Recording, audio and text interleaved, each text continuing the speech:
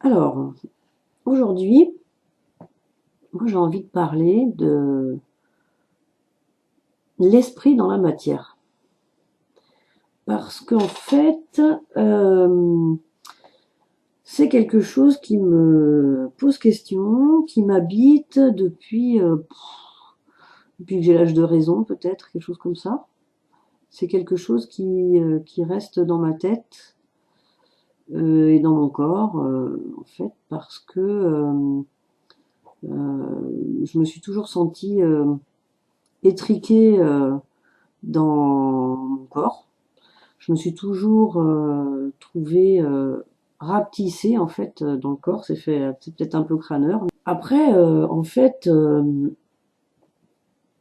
quand je regarde maintenant que je suis plus vieille, je regarde euh, les problèmes un peu sur Terre. Donc il y a des problèmes sociaux bien sûr, mais les problèmes de personnes je me demande si les problèmes relationnels ne sont pas aussi euh, favorisés par la méconnaissance qu'on a de notre corps et de notre esprit, en fait, ou le lien qu'on ne fait pas entre les deux. Alors, quand on regarde, il y a eu plein de tentatives d'explication, hein, les philosophes, Platon et Socrate avant lui, Aristote, il y en a eu plein qui ont essayé même Pythagore avec les maths, essayer d'expliquer le monde, l'univers, et en même temps, il mettait de l'esprit, en fait, finalement, quoi. Euh, Toutes les religions aussi ont essayé de donner leur version du corps et de l'esprit. Alors, eux, c'était plus pour euh, asservir le corps. Alors, est-ce que c'était pas aussi une continuité de l'asservissement de la terre, en fait, que certains voulaient? Hein, l'homme maître sur terre, hein, c'est plus pratique de dire ça. Euh, Après, ben, il y a toutes les sciences après qui essayent d'en parler, mais là, c'est à part des sciences holistiques telles que la médecine homéopathique ou ayurvédique, la médecine chinoise aussi, tout un tas de médecines qui ne sont pas conventionnelles, qui ne sont pas occidentales en fait, euh, vont pouvoir en parler, mais sinon toutes les autres médecines sont mécanistes en fait. C'est très récemment que on peut entendre certains dire alors oui, il y a peut-être autre chose que le corps derrière cette maladie. Euh, il y a eu l'alchimie aussi qui a parlé de ça, en fait, le lien entre esprit et matière.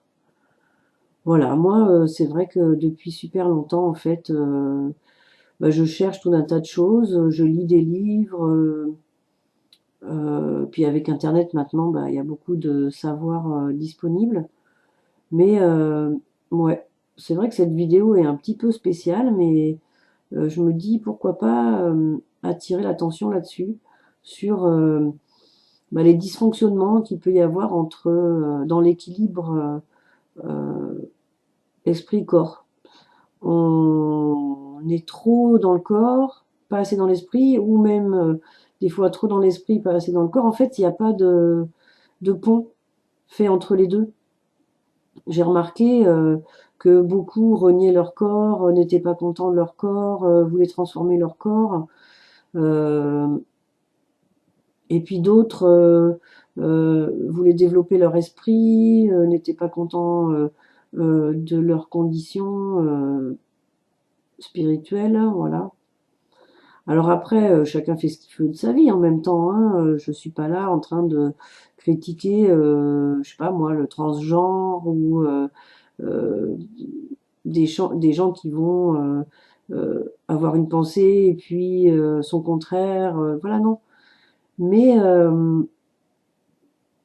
même si les expériences pour moi sont bénéfiques, il faut peut-être se s'accepter quoi en fait, et arriver à équilibrer les deux quoi.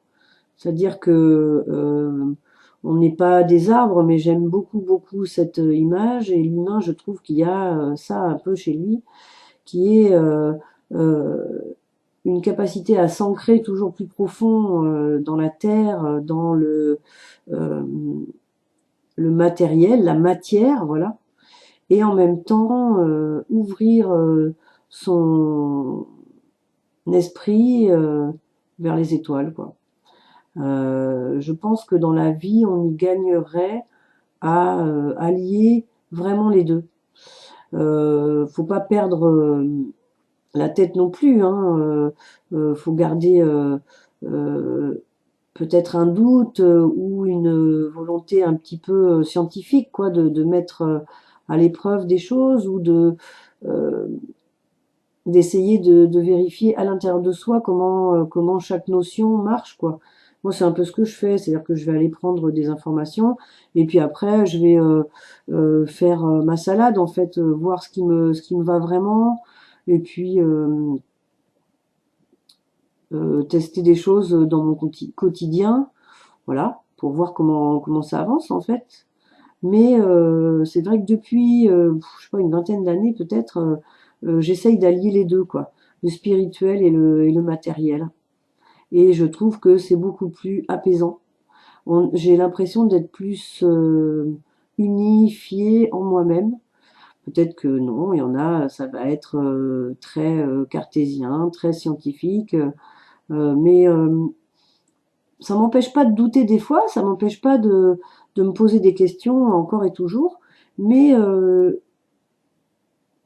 allier les expériences matérielles et spirituelles, je trouve que c'est beaucoup plus formateur et en fait on fait le lien, on fait plus facilement le lien en fait entre les choses. Alors peut-être il y en a qui diront oui c'est peut-être tiré par les cheveux un peu hein, ton truc. Je crois pas. Je crois pas. Maintenant, avec la physique quantique, on arrive à voir que l'infiniment petit, l'infiniment grand réagissent quasiment pareil, et que ce qui est dedans est dehors, et ce qui est dehors est dedans, et qu'il y a des échanges d'énergie, des échanges d'ondes électromagnétiques euh, en permanence, en fait, et que chaque mouvement, chaque pensée, chaque parole est une onde électromagnétique. Les couleurs sont une onde électromagnétique. Euh, on n'en parle pas, mais bon, c'est tout à fait ça. La lumière, enfin, il y a tout un tas de choses, quoi, qui sont constituées d'ondes électromagnétiques. Euh, la Terre, c'est plus donc des ondes telluriques, des ondes magnétiques, et le ciel, c'est plus des ondes électriques. Donc, ben voilà, on est la réunion des deux, et je crois que ça résume un peu ce que je voulais dire sur ça, quoi. C'est-à-dire que matière et esprit font qu'on avance vraiment, quoi. Enfin, qu'on vit notre vie pleinement, en fait. Ça nous empêche pas de garder les pieds sur terre, mais ça nous permet d'avoir une vue d'ensemble un peu plus complète, en fait. Voilà.